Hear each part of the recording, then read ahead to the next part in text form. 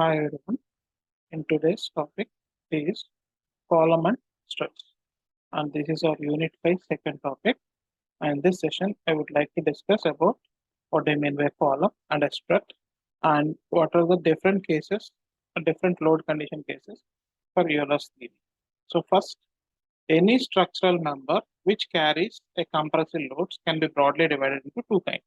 One is a column and the another is a strut. A column is a short, thick member generally termed as columns, and these are usually failed by crushing when the yield stress of the material is compressed, is exceeded. Whereas the struts are very long, and these are generally termed as struts as they fail by buckling some time before the yield stress in the compression is reached. The buckling may occur because of the following reasons. One, the strut may not be perfectly straight initially, and the load may not be applied exactly along the axis of strut. One part of the material may yield in the compression more readily than other owing to some lack of uniformity in the material. So now we shall go with in every problems in the real engineering problems, it is assumed to be deformation is both progressive with increasing load and simple in the form.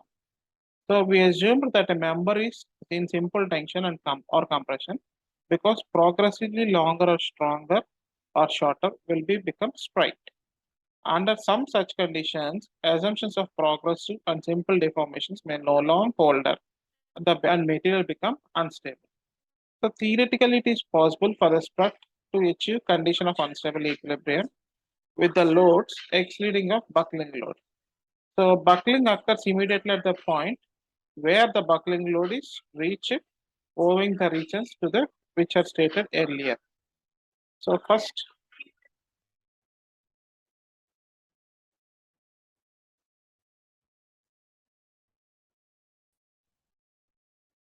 in finding the Euler's load, the resistance of any member is being determined with flexural rigidity EA and the quantity of maybe redness with respect to area into K square, where K is, we all know that the radius of gyration. So the load per unit length of area is termed as radius of gyration. There will be two principal moments of inertia, at least one of them taken as ratio. So where the important term in this column and strength is slenderness ratio, where the slenderness ratio is nothing but the ratio of the length of the member to the least radius of gyration. The numerical value indicates whether the member falls into the class of column or a strength. So based upon the L by K ratio, we can say whether it is a column or a strut. Okay. So hope everyone clear. So now we go with Euler's theory. So the Euler's theory is based for only to find out the buckling load of a buckling failure of a strut. In this, there are different cases and which are to be analyzed right now by us. So now let us consider a case first. Strut with pinned ends.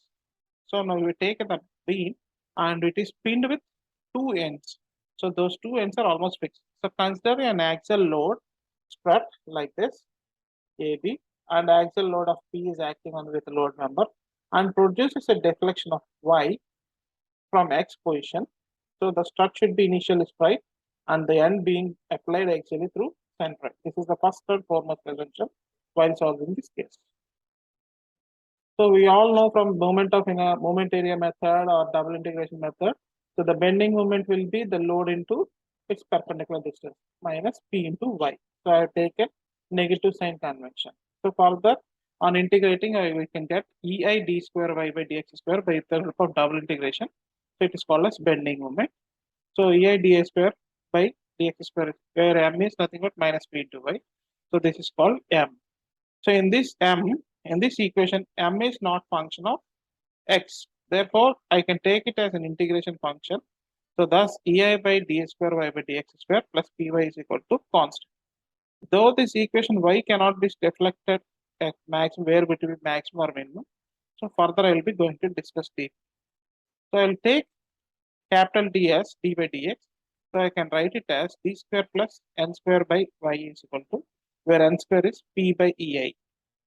So if I solve it on integrating it, I can know that it is a equation of a cos nx plus b sin nx.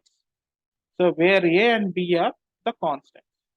So we know that n is root over p by a. So y is equal to a cos root over p by I plus b sin root over p by ia. Where for the initial condition at x is equal to 0, assuming the deflection is also 0. It is a boundary condition. At x is equal to L, the boundary conditions will be the deflection is 0. For boundary conditions yielding at point A. So then our second will be as A is 0, the entire term y is equal to b sin LP where is 0. Thus the b is equal to 0, the sign 0. So if b is equal to 0, then y naught becomes x where it does not buckload x. So therefore, it is simplified into pi. NL is equal to pi. We know that n is nothing but root over p by ei is equal to n by l. So the buckling or Euler's Kipling load is given as pi p is equal to pi square ei by l square. So this is called as Euler's Kipling load. So these are the different cases for the load strikers. So for the fundamental load, the first harmonic motion, P1 is will be pi square ei by l square, which I derived right now. And where NL is equal to 2 pi, and it is called a second harmonic motion. The pressure is 4P1. And in the third, 3 harmonics, it is called as 9Pi. So now we shall go with the second case. The strut is fixed with ends.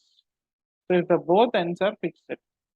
So the bending moment at the position C is bending moment minus P into Y.